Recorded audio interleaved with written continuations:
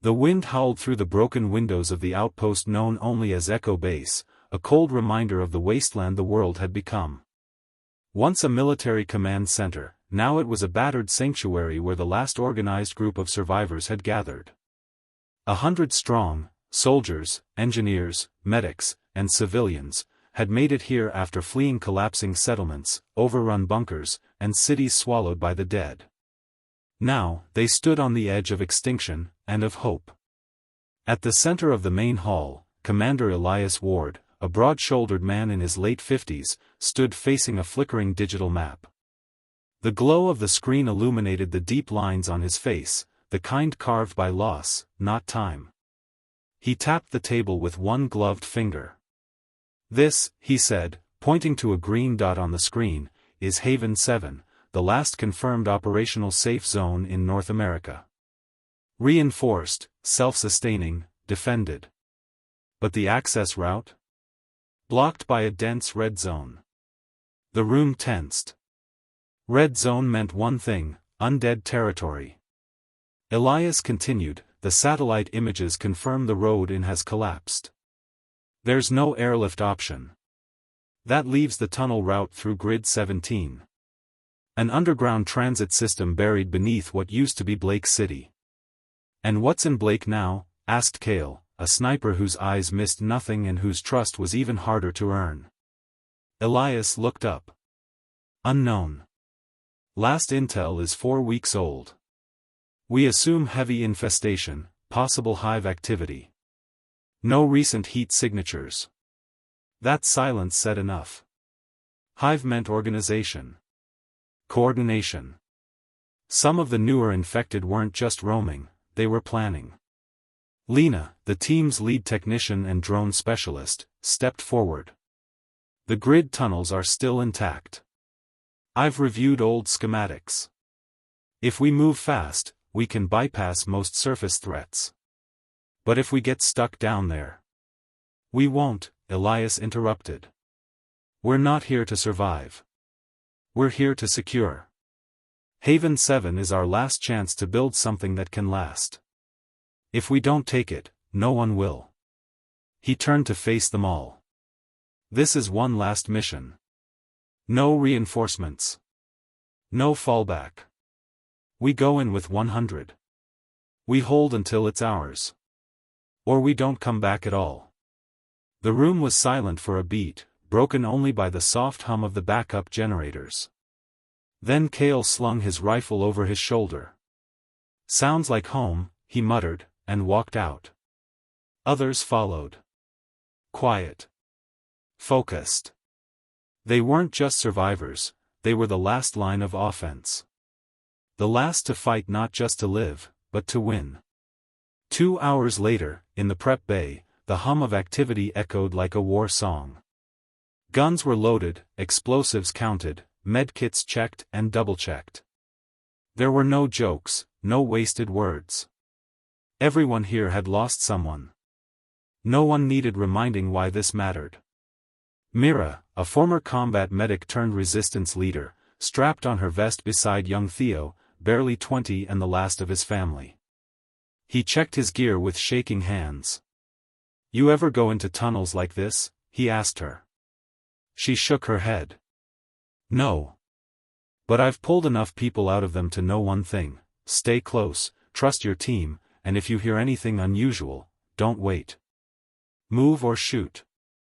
Theo nodded, trying to hide the tremor in his jaw. Mira placed a hand on his shoulder. "Fear keeps you alert. Use it. Just don't let it lead." Outside, the sky had turned a dusky red, the sun choking behind layers of smoke and ash.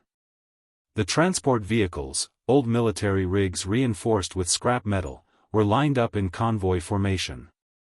They weren't pretty, but they ran. As the countdown began, Elias stood at the head of the column.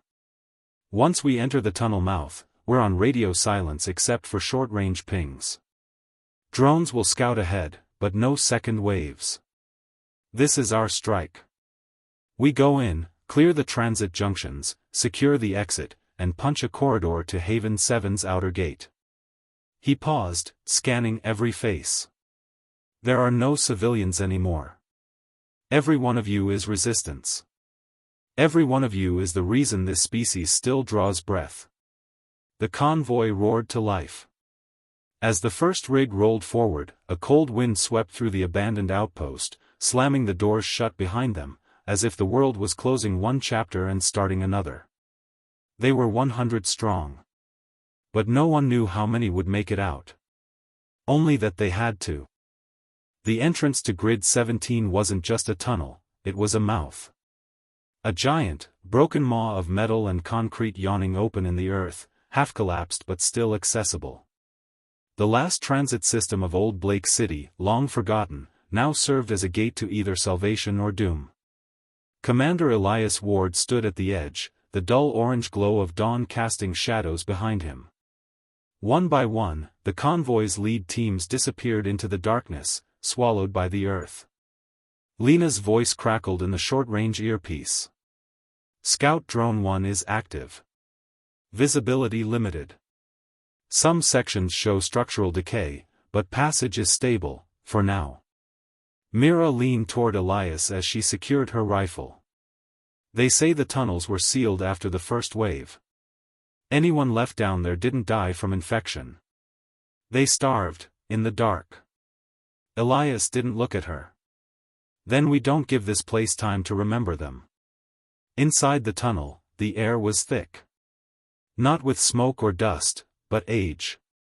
The stale scent of rust, mold, and something older clung to every surface. Lights flickered from makeshift helmet rigs and vehicle mounts, dancing against grimy walls covered in water stains and old resistance graffiti. Kale, at the front with Recon Unit 1, kept his rifle raised. Stay tight. Watch the shadows. These halls were never meant for light. They moved in silence, 50 in the front wave, 50 guarding the rear. That was the plan: secure each checkpoint, sweep forward, lock down junctions to prevent ambushes. So far, no movement. No signs of the undead. And that was what worried Elias most. At Junction 12B, Lena tapped into the old control panel. Her fingers danced over cracked keys, rerouting power from emergency reserves. Suddenly, overhead lights flickered, dim, but functional. A low electrical hum buzzed down the corridor. Mira exhaled. Finally. Some eyes in the dark. But Kale wasn't smiling. Too easy. Lena froze. What? Kale motioned down the hall with his rifle. If they've been living here, feeding, nesting, they'll hate the light. He was right. 10 seconds later, a screech echoed through the tunnel. Then another. High-pitched. Wrong. Not the moaning of surface roamers. No. This was something different. Something adapted.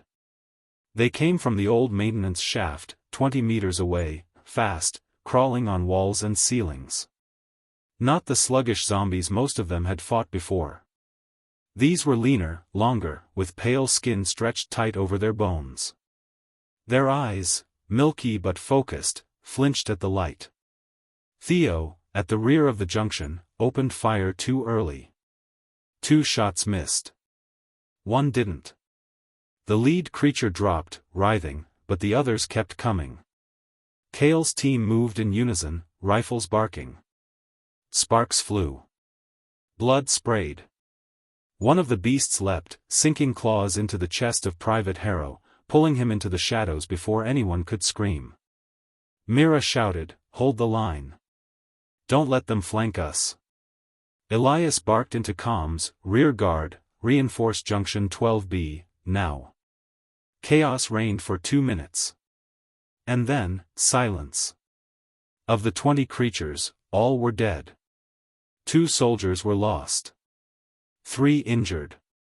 Kale leaned against the wall, panting. They're not roamers. They're tunnel-born. Lena crouched beside one of the corpses.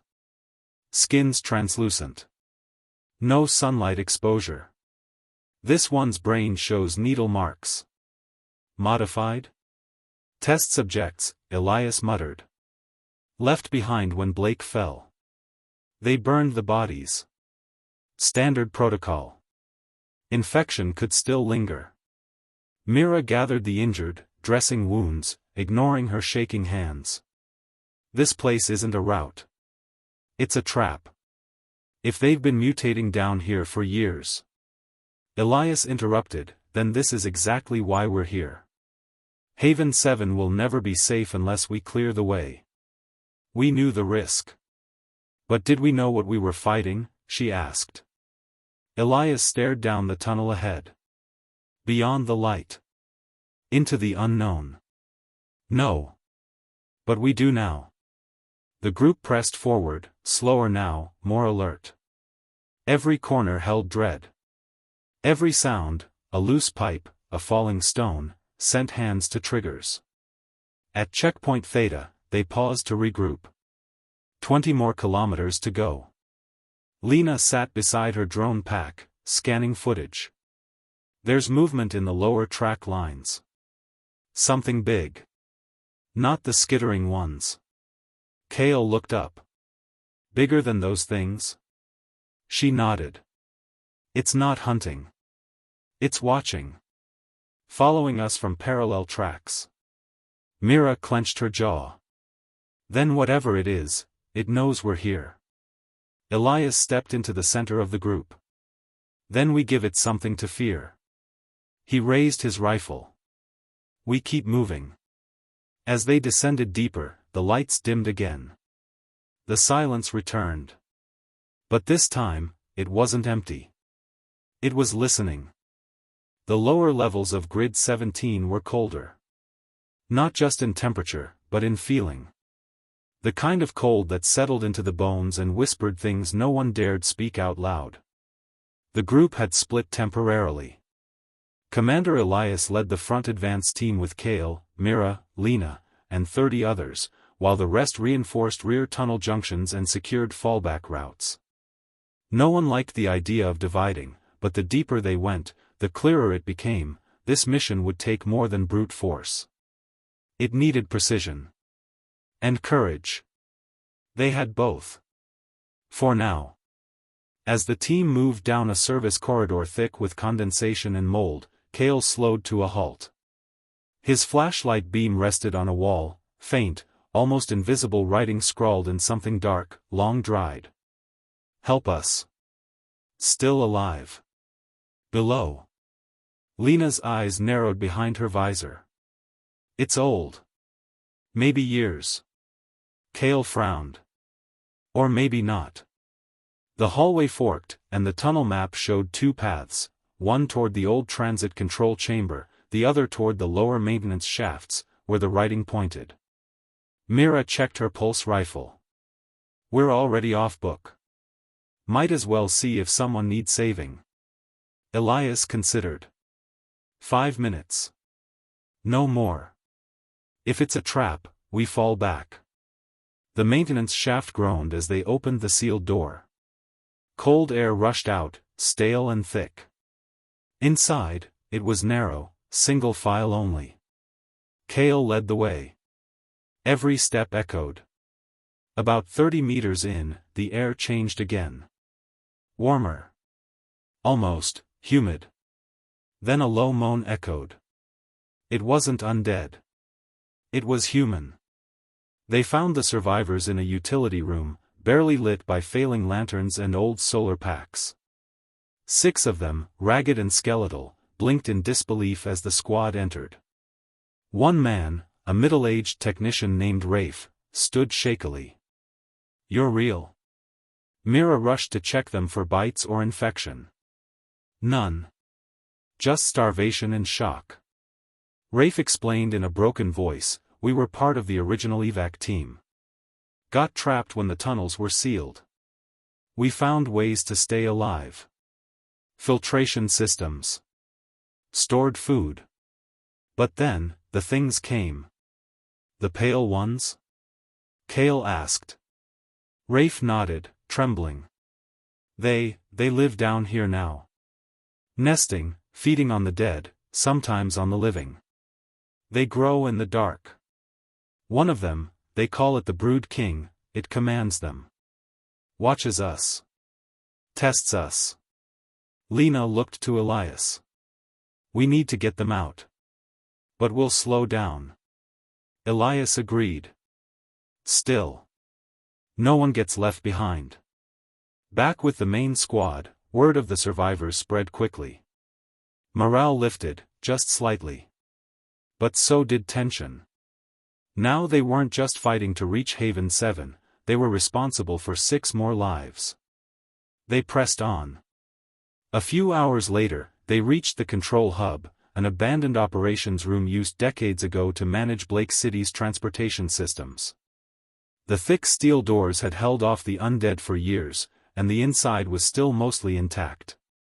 Lena powered up the systems, overriding the corrupted AI with a backup protocol. A screen buzzed to life, revealing a full tunnel schematic, heat maps, movement patterns, exits, choke points. She gasped. There's more than one tunnel system down here. Sublevels. Hidden chambers. And something massive moving through central axis tunnels every few hours. Elias leaned over her shoulder. The Brood King? Probably. And it's guarding the route to Haven 7. Kale muttered, of course it is. Suddenly, the screen flashed red. Movement. Rapid. Approaching fast. Kale checked the hall camera. We've got a breach, North Service Tunnel. Elias didn't hesitate. Seal the outer doors. Defensive positions. The creatures came like shadows, 12 of them, silent and fast. They didn't shriek this time. They coordinated. But this time, the team was ready. Rifles blazed. Grenades burst. Walls shook. The air filled with smoke and the sharp stench of burning flesh. 3 soldiers were injured. 1 didn't make it. But the control hub held. Mira knelt by the fallen. We're losing good people every step. Elias nodded. We're also 1 step closer. In the quiet after the battle, Rafe spoke softly. They never attack that deep into the tunnels unless they're ordered to. The Brood King knows you're here now. And it's not going to let you reach the surface. Kale adjusted his scope. Then we'll bring the surface to him. Elias turned to the squad. We move again at dawn. We've mapped the path. We've seen what's down here. The only way out is through. His voice was steady. Fierce. No more hiding. No more running. We go through the Brood King's lair, clear the tunnel, and open the gate to Haven 7. And if we can't? Mira asked quietly. Then we die fighting like the last free humans on Earth. As they prepared to rest in shifts, the survivors huddled in the corner, eyes wide, hearts heavy. But they were alive. And that alone made the mission worth continuing. In the deepest dark, hope had taken root. But in the tunnels ahead, something else waited. Something ancient. And angry. The silence before a battle underground is not the same as it is above. There is no wind, no birdsong, no shifting of trees. Just breath, metal, and the weight of stone. That morning, if one could still call it that, Commander Elias and his team stood in the dark, staring down the last tunnel that separated them from Haven 7. At the center of that tunnel system, hidden beneath what was once a civilian metro line, was the nest. The lair of the Brood King. Lena adjusted the map. There's a maintenance conduit that cuts through a sealed section. If we push through here, she pointed to a narrow side route on the screen, we'll bypass most of their patrol routes. Less confrontation. Kale scoffed. Less confrontation until we walk right into the Brood King's den. Mira loaded her rifle. Then we walk in ready. Elias looked to the entire group, now 83 strong, after the loss of soldiers and the rescue of the trapped survivors. This is it. We win here, or we don't reach Haven 7. Either way, no one else is coming to save us. He paused. We are the last wall between the future and extinction. Make your shots count. The side tunnel was barely wide enough for two to walk shoulder to shoulder. Water dripped from the ceiling, echoing louder than footsteps. Pipes ran along the walls, some bursting with ancient steam. It felt like walking into the throat of a sleeping monster. 10 minutes in, the smell hit them. Rot. But not fresh rot, layers of decay. A stench so thick it made the air taste metallic. Theo, a young soldier near the front, gagged. How long have they been down here? Kale answered grimly, too long. The team emerged into a vast chamber that had once been a metro hub. Now it was a graveyard of twisted bodies and bones. The nest was real, constructed from train parts, melted concrete, flesh, and eggs. Dozens. Maybe hundreds. Jelly-like sacks pulsing faintly with a sickly green glow. Lena whispered, "We're inside the spawning ground." Suddenly, motion. Something stirred on the far wall. Then it rose. The Brood King. It was easily 12 feet tall. Its skin was translucent in places, revealing thick black veins. Its limbs were elongated, multi-jointed, its eyes a cluster of milky orbs. It wore remnants of what had once been a lab coat, fused into its body, evidence that it had once been human. Rafe, the survivor they'd rescued, gasped. That's him. That's the scientist who ran experiments down here. Kale raised his rifle. Not anymore. The Brood King screeched, a sound that vibrated through their skulls. From the tunnels behind, pale creatures poured in, more than before. Dozens. Elias didn't wait. Weapons free. Gunfire erupted. The chamber lit up with muzzle flashes and grenade bursts. Eggs exploded in gory clouds. The Brood King charged, knocking two soldiers into the wall like rag dolls. Kale launched a thermite grenade, hitting its left shoulder. It howled but kept coming. Lena sprinted to a damaged console on the far side. If I can trigger a power surge from the rail core, we might fry this whole place.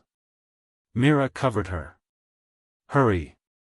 One by one, the creatures fell. But so did the soldiers. They fought hard, but the tunnel-born were relentless. Elias faced the Brood King head-on, unloading an entire clip into its chest. It staggered, then swung a massive claw, cutting across his armor and knocking him to the ground. Blood sprayed. Commander. Mira screamed. Lena screamed into the comms, surge initiated. 5 seconds. Kale grabbed a flare from his belt. Everyone, cover your eyes. The chamber lit up with a violent pulse of white-blue energy. A crackling shockwave spread through the nest. The eggs burst. The tunnel walls shook. The Brood King let out a sound that wasn't a scream, but something deeper. A dying mind trying to hold on. Then silence. When the light faded, the chamber was in ruins. The Brood King lay twisted in its own nest. Dead. Mira knelt by Elias. He was bleeding, but alive. Barely. You're not done yet, Commander, she whispered. He smiled weakly. Not until Haven 7.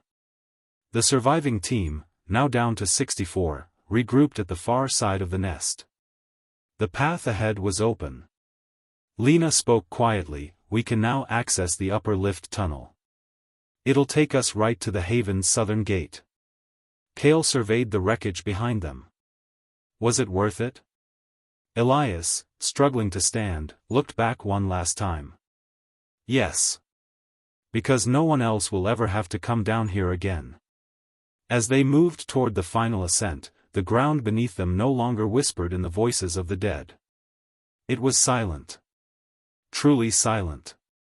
The lift tunnel stretched ahead like a scar carved into the earth. Tall enough to march through upright, wide enough to carry cargo trains in the days before the collapse. Now, it was their final road. The survivors, 64 strong after the bloodbath in the Brood King's lair, marched in silence. Dust clung to their gear, and their boots left tracks in decades-old grime.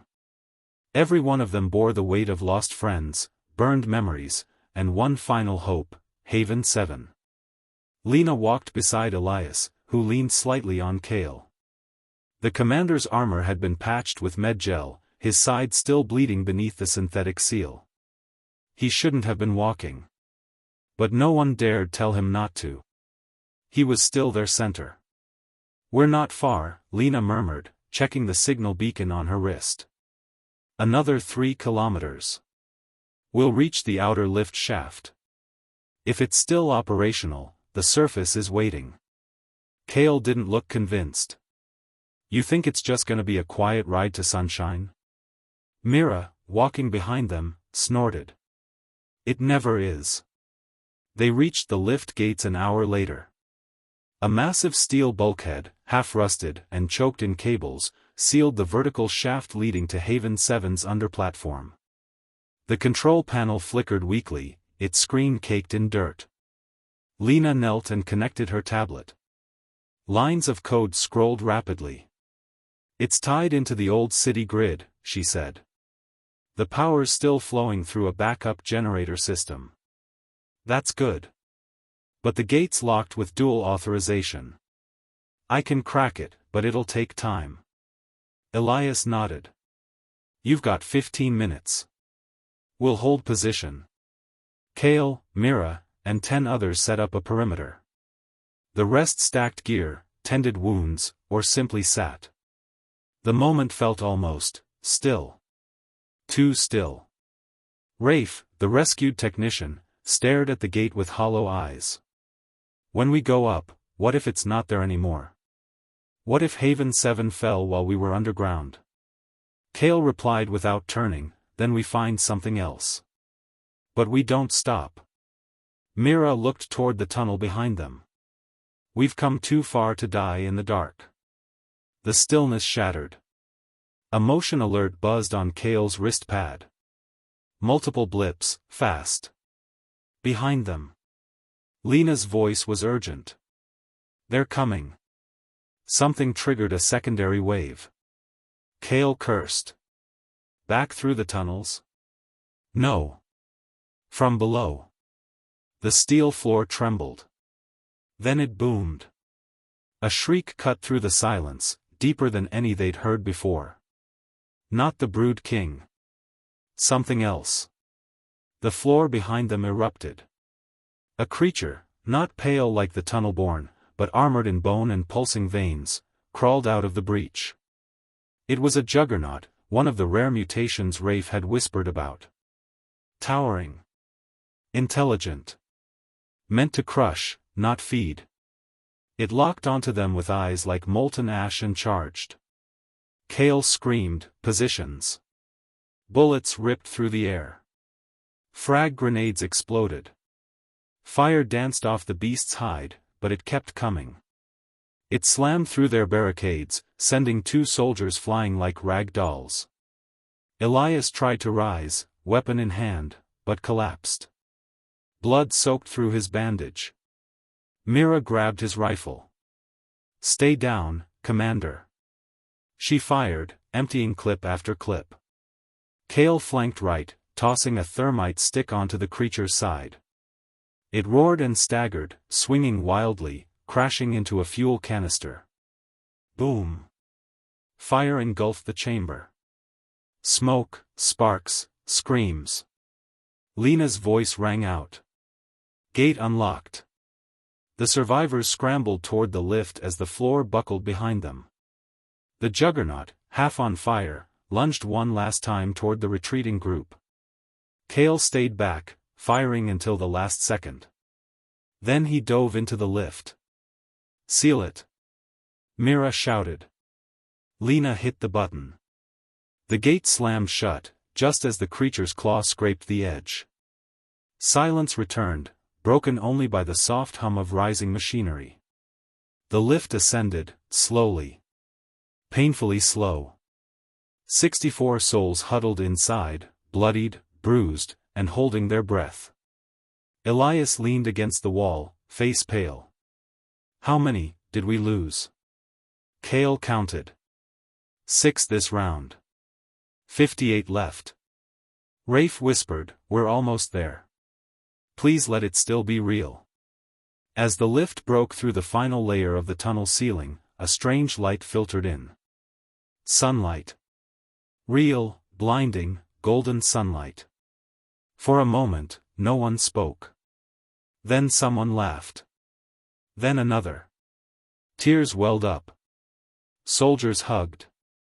Mira pressed her forehead to Elias's shoulder. The door opened to reveal Haven 7's outer walls, still standing. Guards in white armor. Gun turrets. Clean air. They had made it. Against all odds, they had brought the fight through the darkness. But even as the survivors stepped onto solid ground, Cale looked back into the shaft. What is it? Lena asked. He said nothing for a long moment. Then. They're not done. We may have won this battle. He adjusted his rifle. But the war's still coming.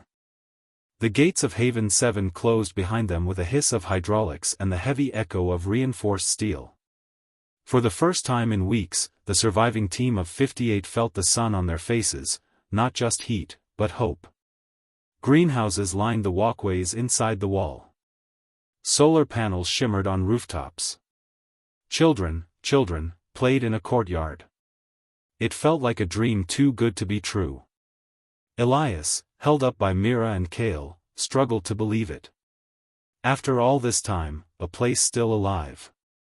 A woman in a gray coat approached, flanked by 2 guards. I'm Dr. Evelyn Shore. Welcome to Haven 7, she said, studying them. We weren't sure you'd make it. We picked up your signal hours ago, but most don't survive the lower tunnels. Cale narrowed his eyes. You knew we were coming and didn't send help? Evelyn didn't blink. You were never meant to enter through the tunnels. That system was sealed for a reason. Anyone using it was either desperate, or dangerous. Mira stepped forward. We lost more than 40 good people getting here. Evelyn gave a small, almost cold nod. And that sacrifice bought you a place inside. We'll debrief your commander in the medical wing. The rest of you, disarm, follow security. You'll be fed, cleaned, and assigned quarters. Cale didn't like the tone. But Elias raised a hand. We're too tired to argue. We'll follow your rules, for now. Hours later, Haven 7 revealed itself as more than just a refuge, it was a functioning, organized nation in miniature. There were laws, ration systems, schools, training camps. But beneath the surface, something felt off. Lena, always observant, noticed the security cameras tracked them a little too closely. Soldiers never smiled. And every corner of the city seemed watched. Cale found her later in a converted library, tapping on a hidden data port. You're poking where you shouldn't be.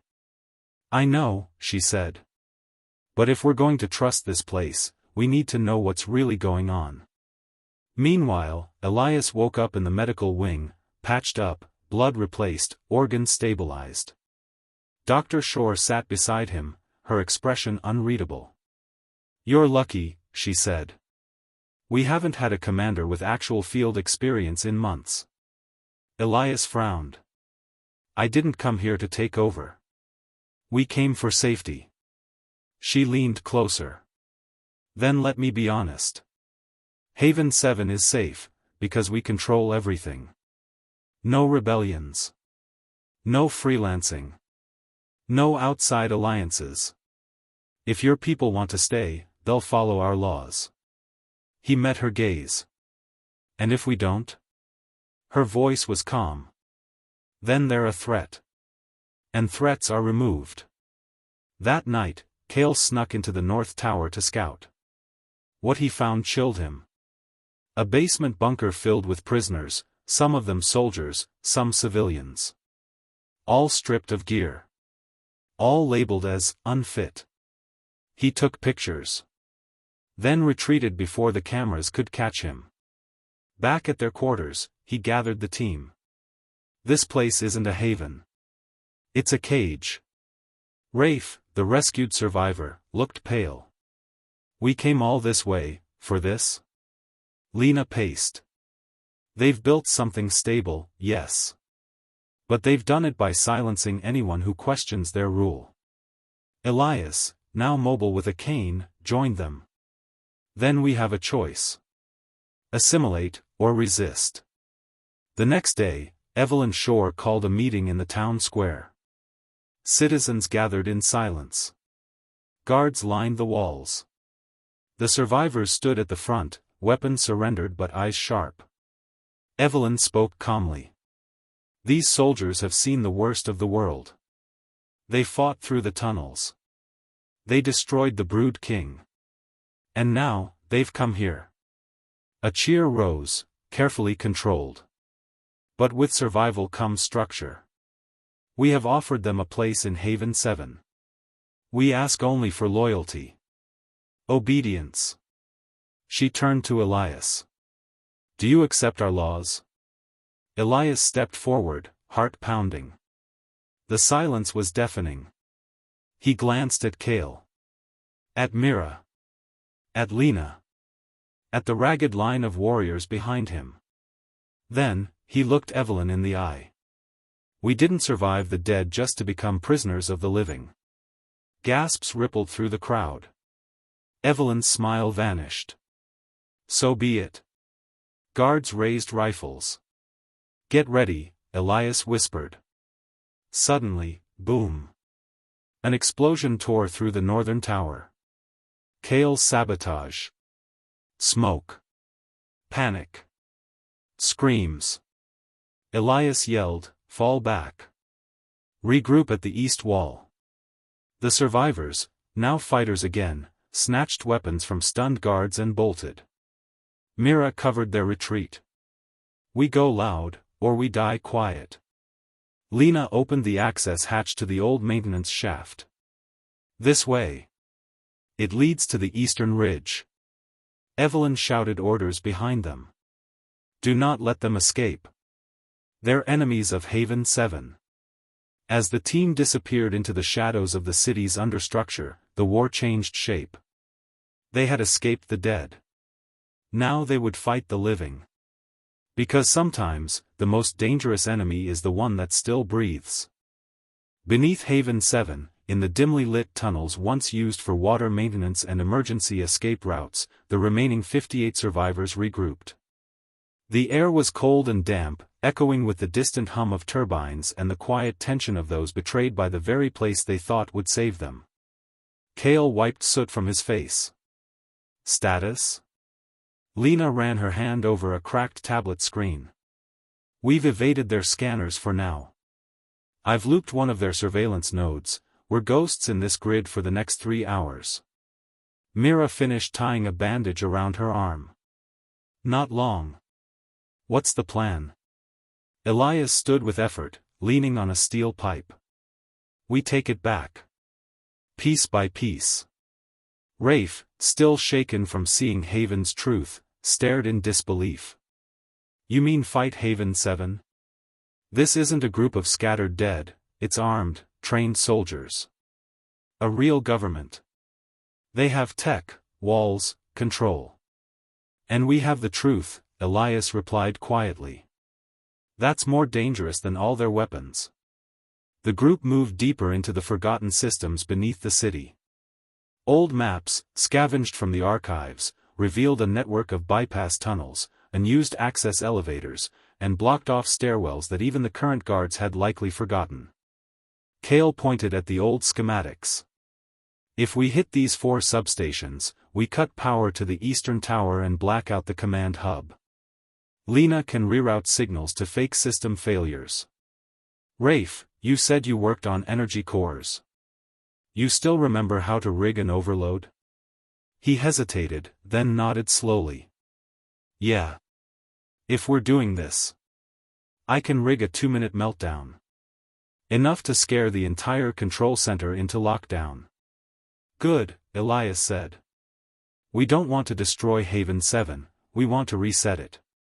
Mira grinned. A rebellion, then. Kale looked at each of them. Not just rebellion. A rescue. Their first target was Substation A, a backup generator terminal located beneath Haven's hydroponic fields. Security was light there, as food operations were mostly automated. The team moved in at night, wearing stolen technician uniforms. Lena disabled the cameras with a flick of her wrist. We're in. Kale and Rafe moved to the core housing. Start the delay. Rafe set the overload countdown, a controlled surge that would trip every connected relay. 3 minutes. They left without a sound. 10 minutes later, alarms howled in the east quarter. Red lights flared across Haven 7. Dr. Evelyn Shore watched the footage from the main command dome. Screens flickered with error messages. Power grids failed. Communications between towers scrambled. They're targeting our infrastructure, a soldier reported. Systematic. Coordinated. Evelyn's lips thinned. Then we treat them not as survivors, but as insurgents. She tapped the command console. Mobilize all tactical units. Lock down civilian areas. If the people see chaos, we lose control. While soldiers scrambled above ground, Elias and his team hit their second target, the propaganda broadcast center. This building pumped daily updates across Haven, carefully scripted messages designed to reassure and pacify the population. But tonight, the survivors had something else in mind. Lena patched into the system with her tablet. Broadcast override in 3, 2, now. Screens across Haven 7 lit up, every courtyard, mess hall, and residential zone. Elias appeared on screen, bloodied but standing tall. My name is Commander Elias Ward. I was part of the recon team that survived the tunnels. We fought the undead. We made it here, hoping for safety. Instead, we found silence, control, and a cage. The video cut to grainy footage Kale captured, of prisoners in the North Tower, of Evelyn's declaration that threats would be removed. This is not survival, Elias continued. This is surrender to tyranny. But we can change that. Together. Across Haven, people stopped what they were doing. Some wept. Others clenched their fists. Many turned their eyes to the guarded towers and began to question everything. Back underground, Lena killed the feed.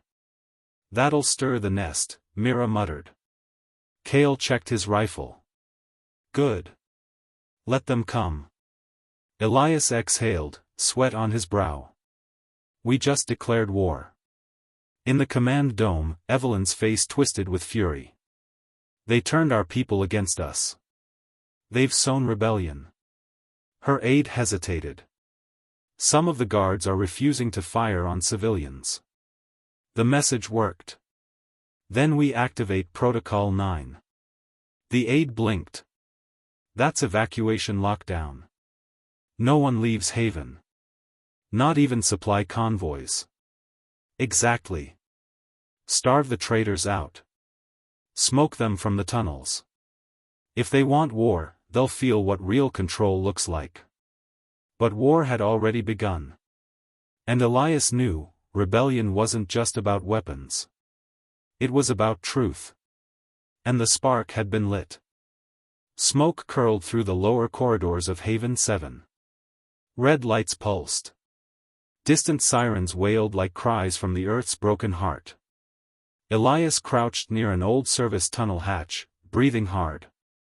His wounds from the tunnel still ached, but adrenaline dulled the pain.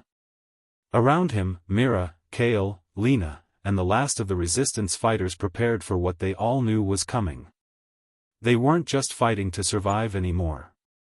They were fighting for what Haven 7 was meant to be, a true safe zone, not a prison with high-tech walls. Kale checked the charge on his pulse rifle. We've stirred the hornet's nest. Whole squads moving in from the western gates. Lena flicked through hacked surveillance feeds on her wrist screen. And Evelyn just initiated Protocol 9. That means we're locked inside, no one leaves, no supplies come in. Good, Mira said. Then no one escapes the truth, either. Elias stood. We hit the command dome now. While the population's still with us. If we wait, Evelyn will use fear to take them back. A soft tremor rumbled under their boots. Was that an explosion? Rafe asked, pale. Lena's eyes widened. No. That was from outside. Atop the walls of Haven 7, guards peered through the swirling ash clouds on the horizon. What they saw froze them in place. A massive horde, 1,000 strong, was moving across the plains, drawn by the smoke and chaos of the rebellion. The undead. Not scattered, not slow, but organized. As if something, or someone, was guiding them again. Inside the dome, Evelyn watched the advancing tide. Not possible, she whispered. The Brood King was destroyed. Her aide pointed to the readouts. This isn't random. They're heading straight for Haven 7. Evelyn's expression darkened.